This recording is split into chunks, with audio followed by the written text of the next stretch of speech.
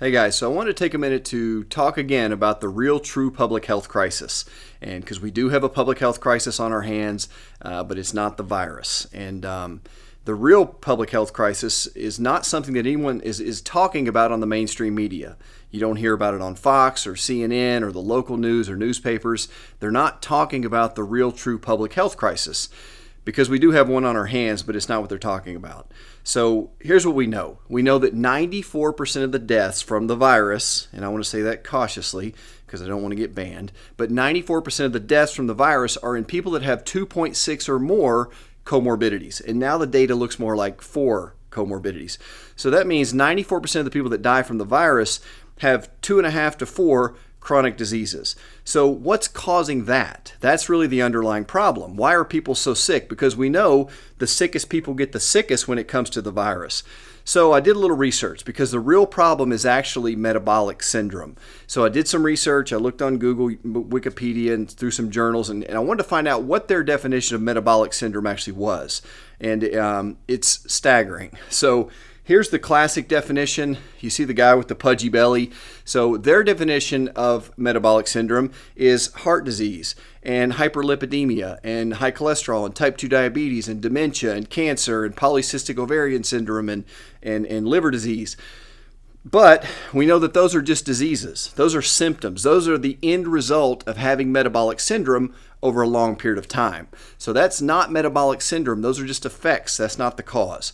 So let's dig a little bit deeper. So the other definition that we found was fivefold. So you see this chart that metabolic syndrome is visceral obesity. So that's people that have the big beer belly or the big butt, hips, and thighs. That is a classic indicator of someone who has metabolic syndrome. And then we have insulin resistance and hypertension and high triglycerides and low HDL, which is the good cholesterol, remember? And I want to talk about in a future video how that is actually a myth. There's no such thing as good and bad cholesterol. It's just what your body is doing in response to your lifestyle. So that's their definition of metabolic disease.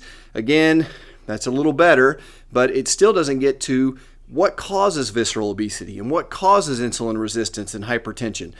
So we have to dig even deeper. So here's the 3 causes of metabolic syndrome. The 3 causes of metabolic syndrome that actually lead to the worst outcomes with the virus.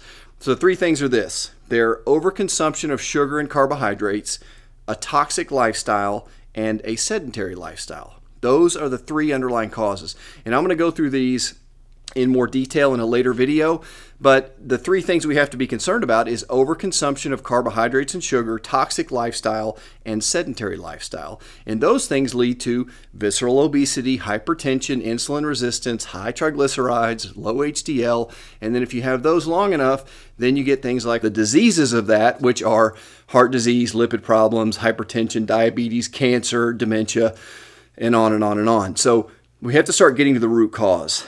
And I watch the media as much as I don't like to. I watch it a lot, and no one talks about the root cause. They just talk about pills, potions, shots, and hand sanitizer. That's all we hear about, right?